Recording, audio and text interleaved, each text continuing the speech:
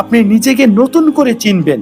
তাই অনুরোধ রইল, মন খুলে শুনুন, নিজেকে প্রশ্ন করুন আর ঠিক করুন। আগে যা ভুল বা পাপ হয়েছে তার জন্য আল্লাহর কাছে ক্ষমা চাইবেন এবং এই রমজানটা আমি আগের মতো আর কখনো হতে দেব না, এইটা নিজের মন থেকে নিয়ত করুন। পুরো ভিডিওটি দয়া করে দেখুন। এখন জেনে নেওয়া যাক, রমজান যেহেতু আল্লাহর বিশেষ উপহার, এটা কিভাবে আল্লাহর বিশেষ উপহার এই মাসটা। এই দুনিয়াতে বছরে 12টি মাস হয়, কিন্তু আল্লাহ সুবহানাহু ওয়া তাআলা একটা মাসকে আলাদা করে দিয়েছেন, আলাদা করে সেই মাসের মর্যাদা বাড়িয়ে দিয়েছেন। সেই মাসটা হচ্ছে রমজান মাস। প্রশ্ন হলো, কেন এই মাসটা এত স্পেশাল করে দিয়েছেন তিনি? রমজানে কোনো সাধারণ সময়সূচি চলে না।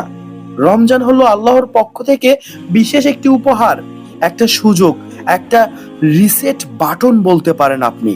জীবনের সব গুনাহ, সব পাপকে, যেমন আমরা মোবাইল বা ল্যাপটপ কম্পিউটারে রিসেট বাটনে চাপ দিলে সবকিছু ডিলিট হয়ে যায়, তেমনি রমজান মাসকে আল্লাহ তাআলা আমাদের জীবনে পাঠিয়েছে জীবনের সকল গুনাহ পাপকে রিসেট বাটনের মতো এক চাপে সব ধুয়ে মুছে সাফ করে নতুন জীবন শুরু করার সুযোগের জন্য।